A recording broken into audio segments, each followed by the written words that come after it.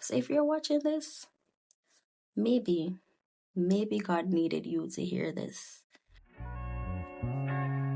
Jesus, let me know, but they show no vision. You see from here, but she's still gonna hold on.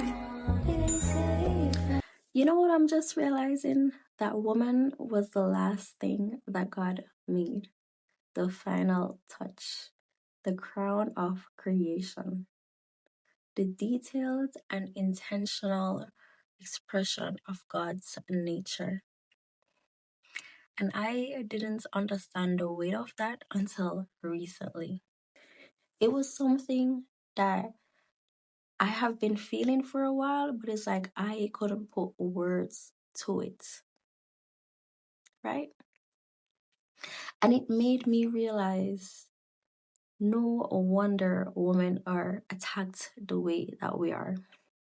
No wonder society tries so hard to humble us, sexualize us, shame us, and silence us. Not to mention harden us. No wonder the world keeps telling us to be less soft, less sensitive, less intuitive, less feminine.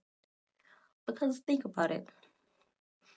Satan has always hated anything that God created that carries glory, purpose, beauty, and divine assignment.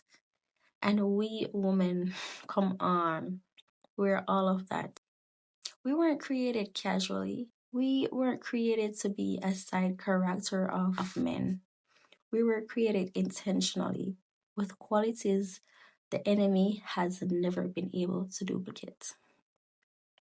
We represent creation, multiplication, influence, intuition, spiritual sensitivity, nurturing, softness, and strength combined. The literal ability to carry life. All things the enemy cannot do. All things he lost access to when he fell. So the attack isn't about jealousy. It's about hatred of purpose, hatred of design, hatred of anything that mirrors what he forfeited. And here's the part that really shifted me. Woman is the only creation God made after the fall of Satan.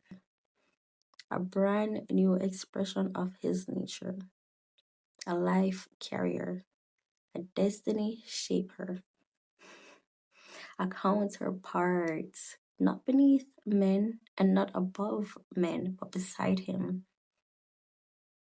Something the enemy could never become. Something he could never access. Something he could never control unless she forgets who she is.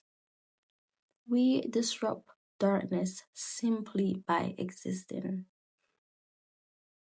Look at what God placed inside of us. Intuition that exposes lie, emotional intelligence that disarm manipulation, softness that breaks hardness, beauty that reflects God,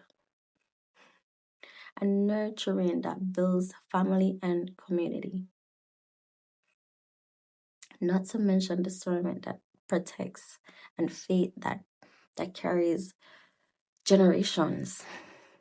So when you understand that, it makes sense why the world would try to keep breaking us, why society would laugh at softness but would worship hardness, why femininity gets mocked or sexualized instead of honored, why so many messages push women to become more like men and abandon who God designed us to be.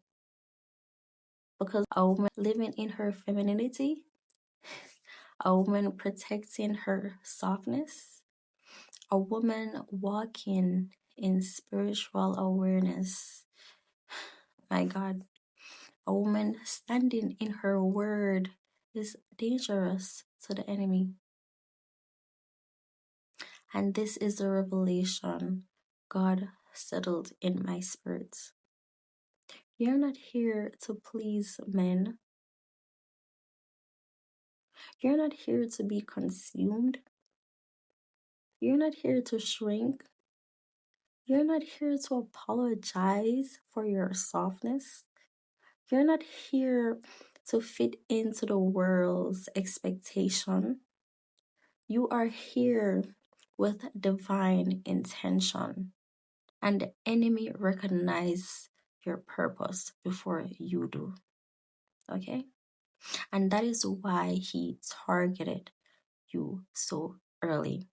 And that is why life tries to harden you.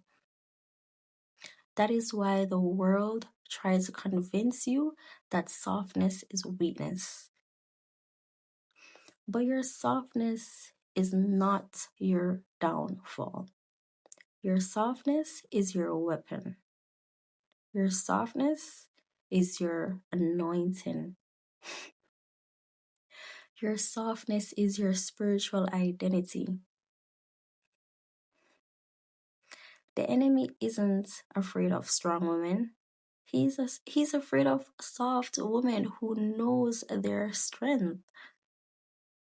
So if you're watching this, maybe God needed you to hear this. Because you are more powerful than you know. You carry more purpose than you have been told. And it's time to protect the part of you this world tries to steal: your femininity, your intuition, your gentleness, your discernment, your God-given softness. Because when a woman understands who she truly is, everything around her has to shift.